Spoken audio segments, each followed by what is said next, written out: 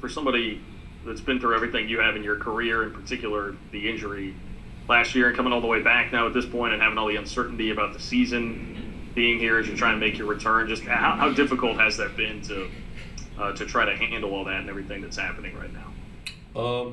I would say it's a little difficult, but I'm a man of faith and I'm a man of God, and I just know that God has a plan for me and my teammates, and I just handle each day at a time, take it one step at a time, and just trying to come back from my injury and just getting healthier, getting stronger by the day. It's just starting to feel more normal, and everything is. I know everything is out of whack right now with whether we're gonna play or whether we're not gonna play, but I mean, I can't focus on that, me or my teammates. We just have to focus on getting better as a team and individually so we can help the team become better as a unit. And we just got to take each step, each day at it, one day at a time. Do you have a percentage you feel like you're at right now? Would it be 100%? I would say 96. I would say 96. I like it. Thanks. How's rubbing that? Hey Justin, good to see you're feeling well. I got two for you. First off, what were your emotions like the first time you got to be back out there and practice again after such a long layoff?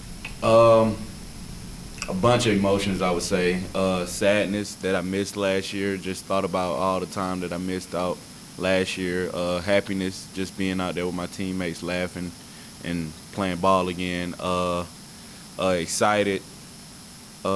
Just a bunch of emotions going through my head. Am I gonna go out here and tank it and get hurt again? Like those emotions always go through, but my trainers have done a good job helping me mentally as far as going out there and just being able to play. Just go out there and do your very best and forget about you ever hurt and just go out there and play like you're normal because your knee is fixed and everything is healed, and we've been through the training process and we've been through treatment process, rehab and everything, and we've done everything possible for me to go out there and be successful. So I just got to go out there and play, and Elijah has done a good job with me mentally and doing that, and I can give him kudos for that. So.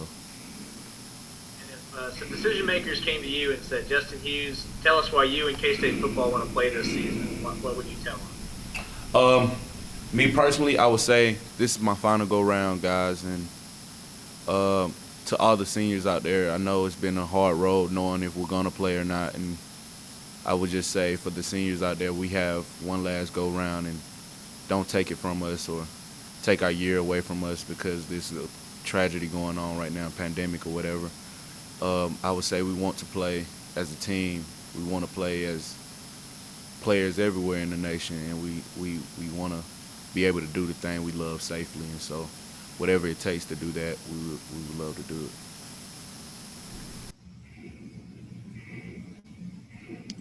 Scott Fritchen. Yeah, Jay Ball, talking to you Yeah. and Elijah both during the summer, you both have high expectations for this coming year, whenever you're playing football. Just what is the specialness with that relationship with Elijah, both coming from Tucker, Georgia, both 6-year seniors, the journey you guys have had together, and just the things you want to accomplish this year together?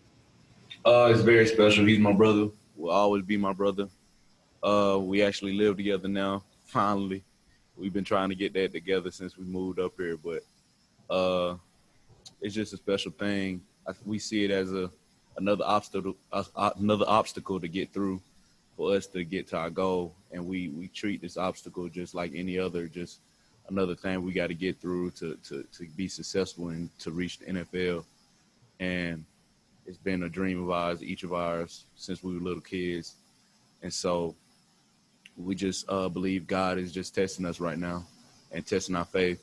And we just have to continue to be strong for each other, be strong for ourselves, and motivate each other, and so we can have that big year that we've been wanting to have, because it's almost in our hand, it's almost in our grasp, and we just got to continue to go get that.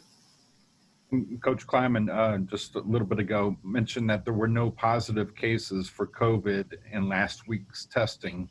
How fortunate you guys are. Just tell me about the protocols in place and how confident you are in the health personnel surrounding the team that they make the right choices for you. We believe in our trainers. We listen to everything they've done. They've done their research on the entire virus, and they know a lot about it, and they relay that information to us. And so we wear our masks, we wear our gaiters, we have our plastic on our face mask, and we do each and all these things. We go to meetings simultaneously, so we don't have everybody in one place at one time. We listen to all our coaches and trainers, and we believe in them, and we believe they have the knowledge to keep us safe, the knowledge to keep us from attracting the virus. And we're thankful to be in a state where it's not as bad as, say, a Texas or a New York or California. And we've done a great job at that. And hats off to my teammates as well for being disciplined to do that as well. So. All right, we got time for three more. We'll go Braxton, Mitchell, and then Karen. Go ahead, Braxton. Hey, Justin, man. Hope all's well for you. I got two for you real quick. First one, really, you're a leader in that locker room. If you could just give us the pulse. What are they thinking about this season? Obviously, I'm sure you're all eager to play. Just what are guys saying to you? Coach mentioned that the younger guys are having a unique learning experience, and they're looking up to senior leadership. What are guys saying to you inside the locker room there? I would just say it's a lot of eagerness about the situation right now. Guys want to know what's going on and when it's going to happen, like the decision, basically. They want to know the answers. And we have to be patient because they're coming up with answers, and it's out of our control right now. And so guys are just ready to know if we're going to play right now, the spring, or we're going to have to wait till next season. I would say that's the environment of the locker room right now. We've been preparing like we're going to play September 5th or September 12th, whatever that date might be. We're just going to continue to prepare like that's going to happen, and we're going to continue to be great as a team. And that's the mindset going into each and every practice, I would say. And you guys, for your team, it's been a longer off season. I mean, you guys were going through the social justice things on campus. Now to go to COVID and wondering if you're going to play. Just what have you learned about your brothers there in that locker room, having to deal with this? Again, a lot of people wouldn't be able to face it like you guys have. Just what have you learned about those guys next to you? I would just say not more of learning, just knowing that I'm just reassuring that what I already know. We're a bunch of relentless guys that fight through adversity. Kansas State is a place where we're mostly underdogs, and we have to jump over hurdles to get to where we want to be on the field. And it's just like what we do on the field. And so we came across a couple obstacles off the field, and we handled it as a team. We handled it as adversity well, and that's what we do. Coach Kleiman preaches it all the time that we just got to win today. And so each and every day we take it as a piece of grain of salt, and we just come out and get to work, and we go hard no matter what we do. We believe in each other, and we take each other's back no matter what we got going on. So I would say that. Thanks, man. No problem. Mitchell Summers. Hey, man. Hope you're doing well. I got two questions for you. So I know you had said that Kansas, of course, we're in a better situation in comparison to other states. And you mentioned Texas specifically that, well, we're not having as many cases as Texas. But there will still be 2 times throughout the season that K-State will be traveling to Texas, and then 2 different times where a Texas school will be coming to Manhattan.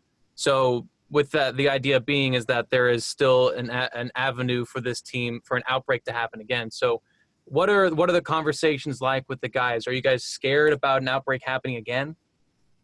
I would say, like I said before, our trainers have done a great job of preaching us to how to stay safe and how to not be a close contact as far as the virus. And playing other teams, we have to either wear our gaiters like I'm wearing right now, or wear the visor thing that's on our face mask. And they feel like that will lower the chances, lower the percentages of us attracting the virus. And that way we lower the number of cases. And so that way we can have our entire team fully for the full year, whenever that may be. We're doing a good job of that. We was in the indoor yesterday, and guys wanted to take their mask off so bad, but we held strong, and I feel like we can continue to do that especially during the end of the season when it's getting kind of cold, guys are going to want to wear masks. And so we're doing a good job with that, and we're not afraid at all. We just want to get out there and get to it really. And, yeah, it's a struggle breathing, but, I mean, it's always a struggle breathing during football. It's just another obstacle, like I've been saying. But we've done a good job with the protocols that we have going on here, and we believe that we're doing the right things. So we hope – all we can do is hope that the other teams will do the right things as well. And for my other question, isn't Jonathan Alexander one of your roommates? Yeah. So what was your opinion and the rest of the team's opinion whenever he decided to opt out? My opinion is he's doing whatever it takes that he feels is right with his family. You know, like each person has their own opinion and what they have going on, and he believes that's the best decision for him and his family. And I applaud him for that, because that's a big step, and that's a huge step some people may not make and they're afraid to make. And I applaud him for that. And that's the steps that he wants to take to keep his family safe and keeps his self safe, because he tested positive for it a couple weeks ago. And so he feels like he wants to keep his family safe, and he's not trying to put himself in that situation again. And I completely understand, and we're behind him 100% no matter what. All right, last one here, Karen.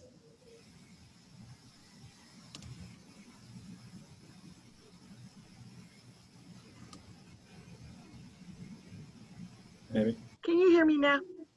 There we go. Hello. Justin, you kind of touched on it, but Coach basically said that early outbreak in June was a blessing in disguise because you saw how easy it could be transmitted. All of the, rhetoric on it is true, and it kind of gave everybody a new perspective to, bear down and do what everyone tells you. Do you kind of feel that way, that experiencing that with the team kind of set you guys on the course where you are right now of, no tests being positive a couple weeks ago or a week ago, and you feel that kind of turned things around? What looked dark at that time kind of set the pace? Yeah, I feel like because we had a couple instances where guys were still traveling, going places and not being disciplined. And so we felt like when we tested positive, a bunch of guys tested positive, and it was an outbreak here, and we was like, man, it wasn't that many cases here before we got here, and now it's all these cases popping up. We have to be disciplined, guys. And it was just like a heads up to all the guys on the team when we got back that if we want to do this thing, we got to do it for real. So we got to do what we must to do what we want to do. And so we have to take the precautions that our trainers have given us. Our coaches have preached us daily, putting a mask up, staying 6 feet apart, social distancing when we're outside of the complex.